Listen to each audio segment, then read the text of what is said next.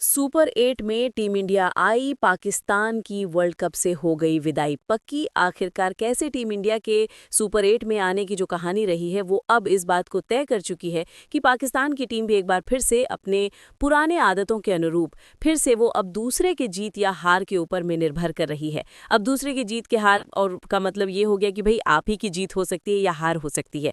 लेकिन दिक्कत यहाँ पर यह है कि एक यूएसए की जो टीम है वो उसके पास भी 4 अंक है। भारतीय टीम इस ग्रुप से क्वालिफाई कर चुकी है 3 आउट ऑफ 3 मैच, और ये तो तय था पहले से ही कि जो भी टीम इस मैच को जीतती है इंडिया पाकिस्तान में से वो क्वालिफाई कर जाती सुपर 8 के लिए। तो भारतीय टीम तो क्वालिफाई कर गई, लेकिन नंबर 2 पर इस वक्त जो है वो यूएसए की टीम नजर आ रही है। नंबर 3 पर पाकिस्तान की टीम नजर आ रही है। पाकिस्तान के पास भी 3 मैच में 4 अंक है, यूएसए के पास 4 मैच में 4 अंक है।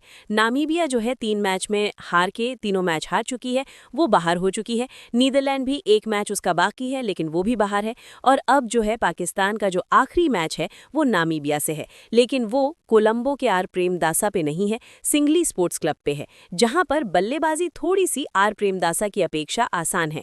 और नामीबिया ने जिस तरीके से भारत के खिलाफ बल्लेबाजी की थी, या उसके बाद भी अगर देखें तो यूएसए खिलाफ भी जो उनकी बल्लेबाजी रही 166 बनाने में कामयाब रहे, वो पाकिस्तान के लिए अब टेढ़ी खीर साबित हो सकता है।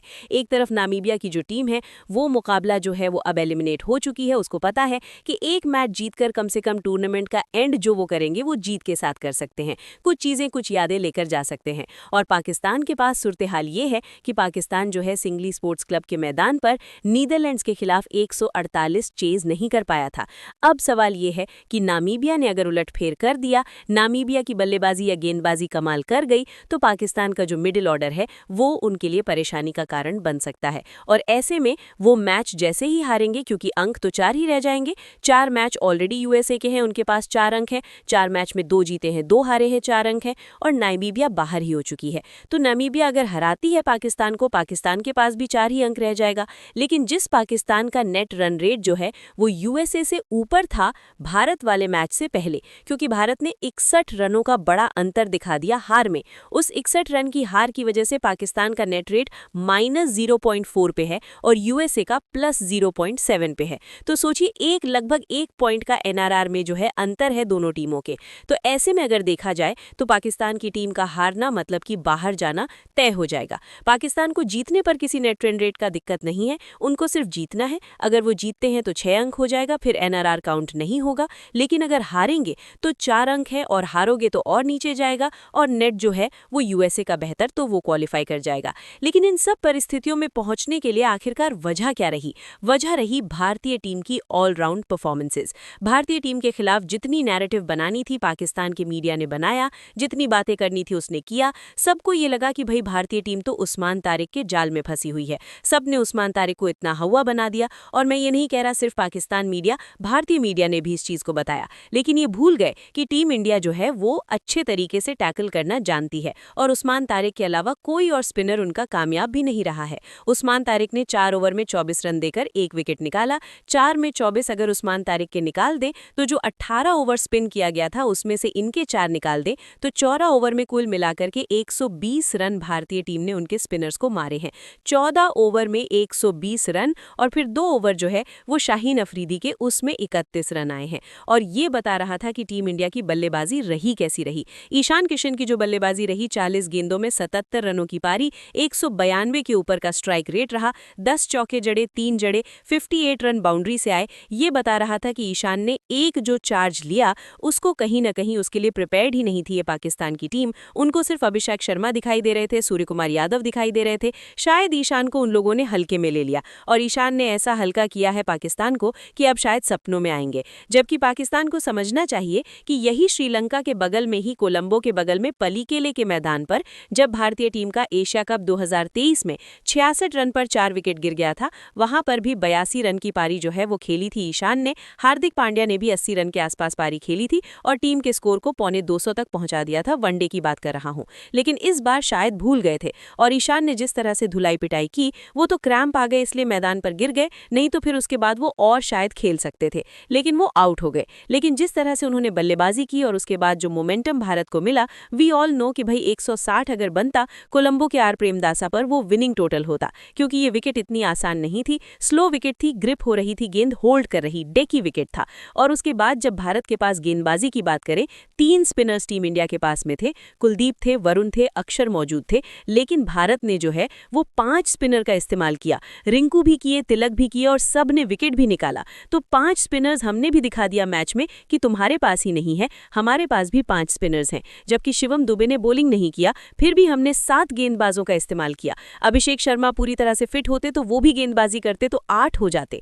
तो 8-9 गेंदबाज हमारे पास हो जाते थे। लेकिन उस मैच के अंदर में सबसे बड़ी बात ये, पहले 2 ओवर में ही ये पाकिस्तान की टीम मैच हार गई। पहले ओवर में हार्दिक पांड्या ने आकर के आउट किया डॉक्यूमेंट्री बॉय फरहान को, वो 0 पर आउट हो गया 4 गेंद में। और दूसरे ओवर में 2 विकेट निकाले जसप्रीत बुमराह ने। सई मयूब आया, पहली बॉल पे एज लग गया गलती से, क्योंकि वो खेलना चाह रहा था ऑन साइड में, और टॉप एज लगकर गेंद जो है विकेट कीपर के पीछे चली गई 6 रन के लिए। अगली बॉल पे यॉर्कर मारकर उनको काम तमाम कर दिया, LBW आउट हो गए। और उसी ओवर में सलमान अली हगा को भी निकाल दिया।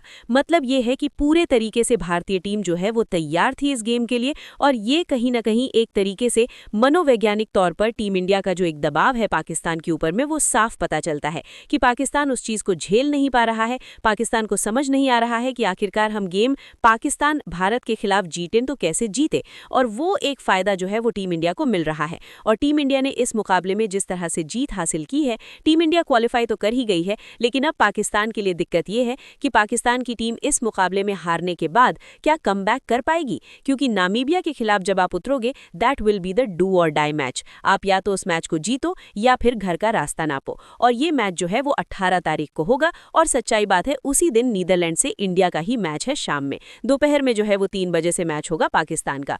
तो ये पूरा वर्ल्ड कप जो है उस तरीके से चलता नजर आ रहा है कि आप किसी भी छोटी टीम को हल्के में नहीं ले सकते। और भारतीय टीम में जो तैयारी है वो इसी हिसाब से चल रही है। इसलिए सुपर 8 में टीम इंडिया तो आ गई है और पाकिस्तान की अब वर्ल्ड कप से विदाई जो है लगभग पक्की नजर आ रही है। एक ही शर्त पर ये रुक सकते हैं, वो ये है कि आपको अपना आखिरी मैच, चाहे वो 1 रन से जीतो, चाहे वो 1 विकेट से जीतो, चाहे वो आखिरी बॉल पर जीतो, बस मैच जीत के वो इंपॉर्टेंट 2 पॉइंट्स जो हैं वो आपको लेने पड़ेंगे। अगर आप लेते हो तो आपके 6 अंक हो जाएंगे और आप जो है भारत के साथ क्वालिफाई कर जाओगे इस ग्रुप से आगे की तरफ, और ग्रुप 2 में जाकर प्लेस हो जाओगे। टीम इंडिया चली जा चुकी है। भारतीय ग्रुप में जो है साउथ अफ्रीका भी पहुंच चुका है, वो पहली टीम बनी थी सुपर 8 में जाने वाली। भारतीय टीम दूसरी टीम बनी है। तो ग्रुप 1 में इंडिया और साउथ अफ्रीका आ चुके हैं। वेस्ट इंडीज की टीम भी क्वालिफाई कर चुकी है। तो 3 टीमें हो गई हैं। भारत की ग्रुप में भी चौथी टीम जो है वो उसका इंतजार हो रहा है और उसका फैसला कल हो जाएगा, यानी आज हो जाएगा शाम में, यानी कि श्रीलंका। और साथ में अगर आप देखेंगे तो ऑस्ट्रेलिया का जो मैच है